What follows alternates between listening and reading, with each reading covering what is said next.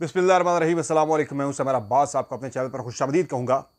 आज जनाब बात करेंगे इमरान खान साहब के हवाले से। एक तो उनके खिलाफ एक नया case supreme court of Pakistan में पहुंच चुका है। सुप्रीम कोर्ट बड़ी अहमियत इख्तियार कर चुकी है। ईद के बाद बहुत ही बड़े बड़े केसेस सुप्रीम कोर्ट में फिक्स होने वाले हैं। फिर वज़ीर आज़म शहबाज शरीफ साहब ने कल कौम से खिताब किया।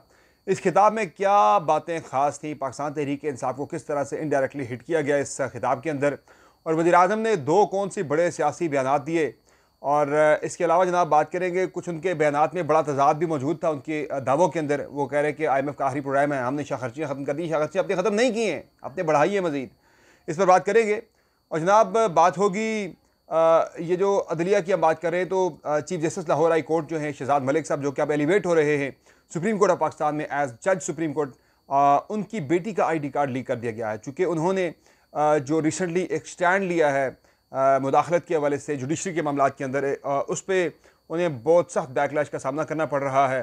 और कुछ सहाफ़ियों के ट्विटर अकाउंट से जो है वो शहजाद मलिक साहब की बेटी का जो ID कार्ड है वो ट्वीट्स पे जो है वो किया जा रहा है।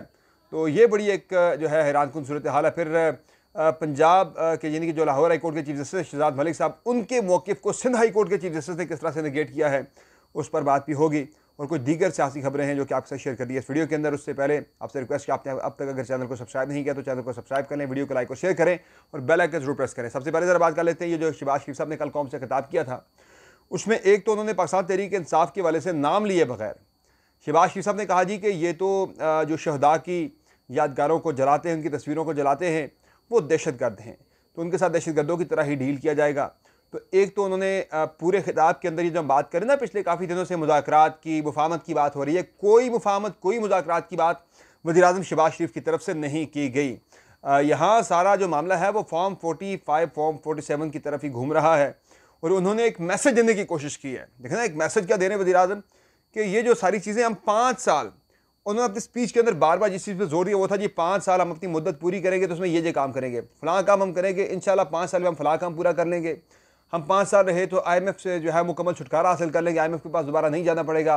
2017 में भी हम जब हुकूमत छोड़ी थी तो IMF के पास हमने नहीं जाना था, जब नवाज शरीफ को हटाया गया। तो उसके बाद उस वक्त भी आपके जब वज़ीर ख़ज़ाना थे ना मिफ्ता इस्माइल साहब, वो तब भी कह रहे थे कि अगली हुकूमत जिसकी भी आएगी जनाब 2018 में, उसे IMF के पास जाना पड़ेगा। ये झूठ बोला जा रहा है जनाब कि 2017 में हम ऐसा निज़ाम छोड़ के गए थे जनाब, इतने अच्छे हालात हम छोड़ कर गए थे कि IMF को हमने गुड बाय कह दिया था। 2017 में आपने गुड बाय नहीं कहा था, आप IMF के लिए रास्ता एक और बना के गए थे आप।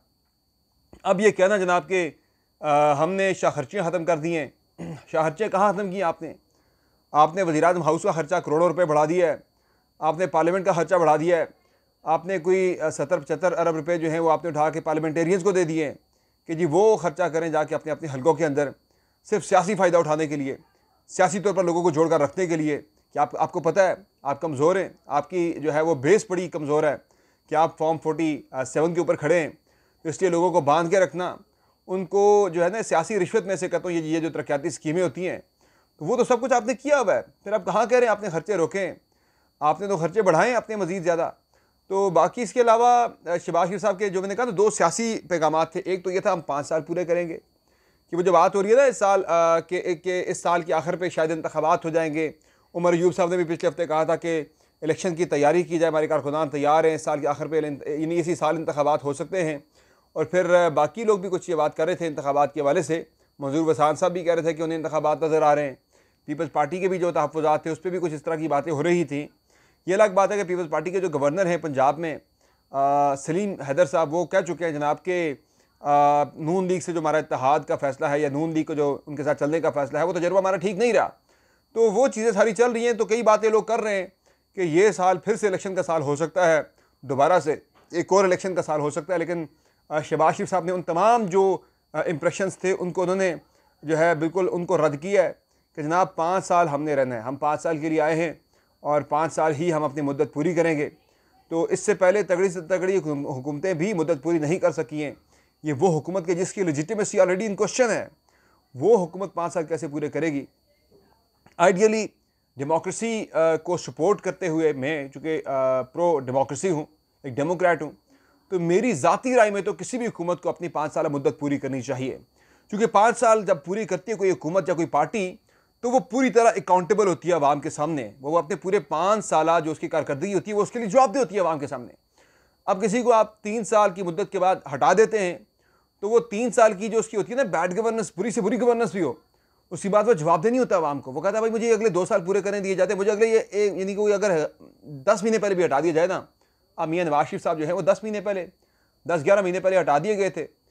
उन्होंने फिर वही बयानिया बनाया जा कि मुझे अगर ये साल एक और पूरा करने देते, 5 साल मुद्दत, तो मैं पाकिस्तान में दूध और शहद की नहरें बहा देता। तो इसलिए ना 5 साल मुद्दत किसी भी हुकूमत की पूरी होनी चाहिए ताकि वो पूरी तरह अकाउंटेबल हो अपने 5 साल जो उसकी कारकर्दगी होती है उसके लिए। तो लेकिन ये जो हुकूमत है, मुझे लग नहीं रहा कि ये 5 साल मुद्दत पूरी कर सके। हाँ, एक गारंटी है इस हुकूमत के 5 साल मुद्दत पूरी करने की, क्योंकि अमूमन ये होता था कि वज़ीर आज़म का टकराव या इख्तलाफ हो जाता है। ये बड़ी अहम बात है, बड़ा अहम नुक्ता है जो मैं आपके सामने रखने जा रहा हूँ कि अमूमन वज़ीर आज़म का इख्तलाफ या किसी मामले पर टकराव हो जाता है इस्टेब्लिशमेंट के साथ या जो मिलिट्री लीडरशिप है उसके साथ। मियां नवाज शरीफ का भी उस वक्त राहील शरीफ के साथ हुआ, फिर इमरान खान साहब का हुआ जनरल बाजवा के साथ। उससे पहले भी एक पूरी हिस्ट्री मौजूद है कि वज़ीर आज़म का जब टकराव होता रहा मुतल्लिका आर्मी चीफ के साथ, तो उन्हें घर जाना पड़ा या वो हुकूमत पूरी नहीं कर सके, मुश्किलात से दो चार हो गई उनकी हुकूमतें। इस मरतबा क्या ऐसा कुछ सिनेरियो बन सकता है मुमकिन तौर पर? तो मुझे कोई ऐसा सिनेरियो शहबाज शरीफ साहब के वज़ारत उज़्मा में होते हुए उस साइड से तो कम अज़ कम मुझे कोई ख़तरा इस हुकूमत को नज़र नहीं आ रहा कि आर्मी चीफ जो हैं वो किसी तरह से इस हुकूमत को डिस्टेबलाइज़ करें। मुझे तो वो चीज़ नज़र फ़िलहाल नहीं आ रही। अगर तो आसिम मुनीर साहब भी कंटिन्यू करते हैं या कोई भी आता है आर्मी चीफ, मुझे नहीं लगता कि शहबाज शरीफ से ज़्यादा जो होते हैं ना कि अकोमोडेटिंग वज़ीर आज़म, मुझे नहीं लगता कि कोई और हो सकता है। मैंने अक्सर ये बात की भी है कि शहबाज शरीफ के बारे में जब इमरान खान भी उनकी सलाहियतों की अक्सर वो तारीफ़ किया करते थे, वो जो उनकी मखसूस सलाहियतें हैं ना जो खुश रखने की, वो जनाब मंजूर नज़र होने की, तो उसके वजह से मुझे उस साइड से तो ख़तरा नज़र नहीं आ रहा। एक ही थ्रेट है शहबाज शरीफ साहब को, वो है अवाम की तरफ से कि अवाम ने अगर मामलात अपने हाथ में ले लिए तो फिर उनके लिए टिकना मुश्किल हो जाएगा, चाहे उनको जहाँ से मर्जी सपोर्ट हासिल हो। ईद के बाद पाकिस्तान तहरीक के साथ एक बड़ी मूवमेंट प्लान कर रही है, देखते हैं वो मूवमेंट कितनी इफेक्टिव होती है। मौलाना फजल रहमान अगर पीटीआई के साथ आ जाते हैं, ये मूवमेंट चलती है और पंजाब में भी लोग मुतहर्रिक हो जाते हैं, तो फिर शहबाज शरीफ साहब जहाँ से मर्जी सपोर्ट ले आएँ, फिर उनका चलना मुश्किल होगा। तो वो ये कहने का मकसद ये कि वो एक ऐसी गवर्नमेंट को जो जिसकी लेजिटिमेसी ऑलरेडी इन क्वेश्चन है बहुत ज़्यादा, जिस पर बड़ा सवाल है, वो गवर्नमेंट कैसे दावा कर सकती है कि हम 5 साल पूरे करेंगे। दावा ज़रूर होना चाहिए, हाई ज़रूर उनकी होगी कि मैं 5 साल पूरे करूँगा। तो रवायती तौर पर जहाँ से थ्रेट होती थी वहाँ से थ्रेट नहीं है शहबाज शरीफ साहब को किसी किस्म की कोई भी, और ना ही वहाँ से होगी। शहबाज साहब किसी को नाराज़ नहीं करते। बाकी उन्होंने जो बात की तहरीक साहब के वाले से, इस पूरी गुफ्तगू के अंदर कोई मुज़ाकरात, कोई मुफाहमत का कोई ऐसा पैगाम जो है वो नहीं दिया गया, बावजूद इसके कि इमरान खान साहब ने जेल से पैगाम दिया था, महमूद अचकज़ई को पूरा इख्तियार दिया कि आप जाएँ, जाके मुज़ाकरात करें, गवर्नमेंट के साथ बातचीत आप जिससे करना चाहते करें।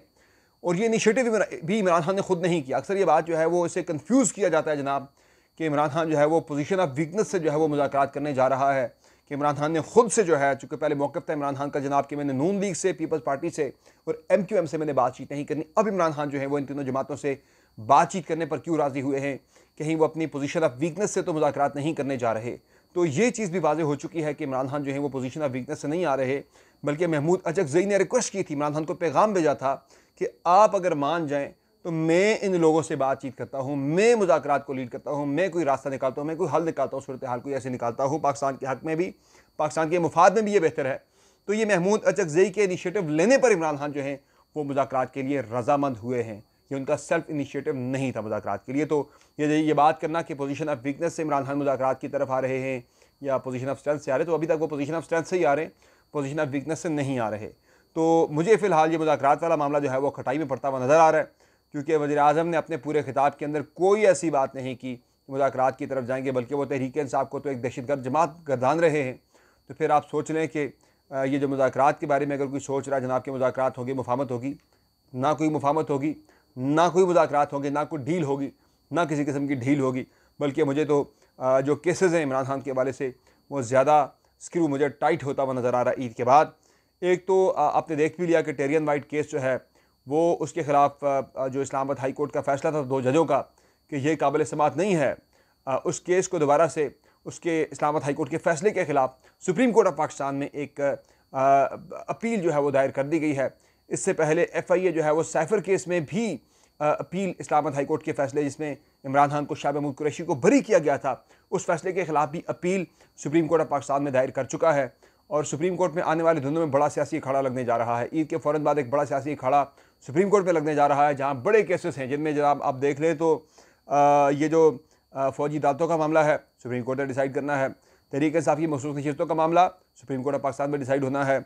इमरान खान के खिलाफ साइफर केस का फैसला सुप्रीम कोर्ट में डिसाइड होना है।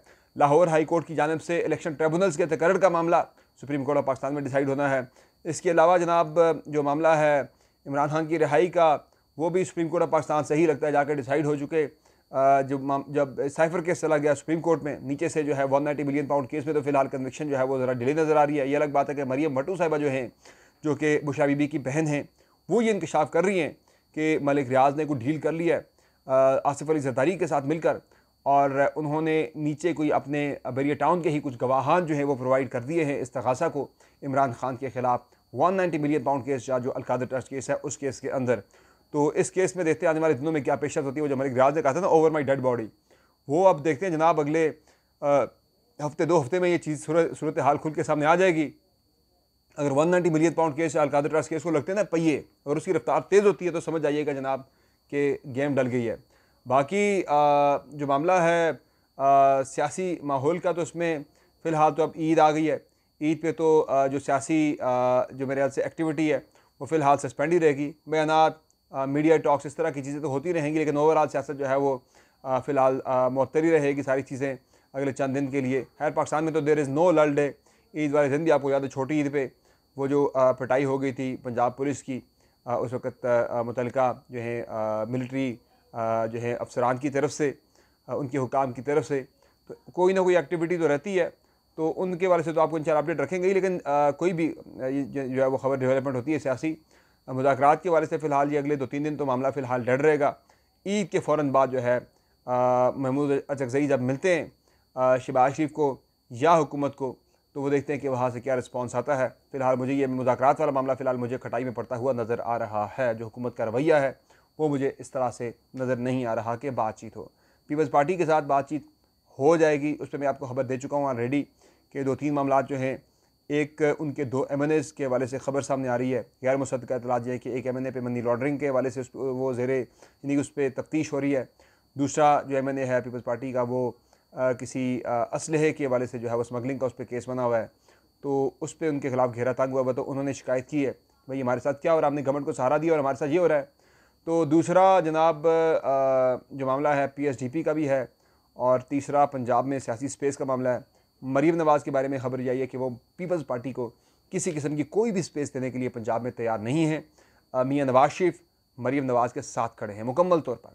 तो देखते हैं ये मामला कहाँ जाता है। ये अलग बात है कि पीपल्स पार्टी भी ना यहाँ से हुकूमत को सपोर्ट हासिल है, उन्हें पीपल्स पार्टी भी नाराज़ किसी सूरत नहीं कर सकती, चाहे जो मर्जी हो जाए। तो आने वाले दिन इंपॉर्टेंट हैं। अगले 2 हफ्तों के अंदर बड़े बड़े केसेस डिसाइड होंगे सुप्रीम कोर्ट ऑफ पाकिस्तान से। तो अब सियासी खड़ा जो है अगला वो सुप्रीम कोर्ट में लगने जा रहा है। आपने देख लिया कि जो लाहौर हाई कोर्ट के चीफ जस्टिस हैं अब वो भी आ रहे हैं सुप्रीम कोर्ट ऑफ पाकिस्तान में, शहजाद मलिक साहब। तो वो जो एक ग्रुप है ना पहले जो हम ख्याल वाला, उसमें लगता है एक और इजाफा हो जाएगा शहजाद मलिक साहब की सूरत में। और जो एंटी ग्रुप है लगता है कि उसमें अकील अब्बासी साहब भी जो कि प्रमोट हो रहे हैं, वो भी एज जज सुप्रीम कोर्ट आ रहे हैं। तो उन्होंने तो निगेट भी किया है लाहौर हाई कोर्ट के चीफ जस्टिस के इस इल्ज़ाम को जनाब के एजेंसीज़ की मुदाखलत होती है, प्रेशर होता है। उन्होंने कहा हमारे पे कोई प्रेशर नहीं आया। अच्छा, ये इसमें एक राय ये भी है जनाब, एक उसमें फैक्ट ये भी है कि कोई ऐसा इंपॉर्टेंट केस था ही नहीं सिंध से मुतल्लिक। जो इंपॉर्टेंट केसेस थे वो या तो लाहौर हाई कोर्ट पे चल रहे हैं, या इस्लामाबाद हाई कोर्ट पे चल रहे हैं, या सुप्रीम कोर्ट पे चल रहे हैं, या कुछ KP में थे पेशावर हाई कोर्ट में। सिंध हाई कोर्ट में ऐसा कोई सियासी नोयत का केस कोई आया ही नहीं है, तो प्रेशर कहाँ से आना है। बहरहाल ये जब कंपोजिशन नई कॉन्स्टिट्यूशन होगी सुप्रीम कोर्ट ऑफ पाकिस्तान की मज़ीद 3 जजेस के एडिशन के बाद, तो वो एक इंटरेस्टिंग जो है वो इक्वेशन बनने जा रही है। बहरहाल देखते हैं क्या होता है। फिलहाल इस वीडियो में इतना ही, इजाज़त दीजिए, अल्लाह ने के बाद।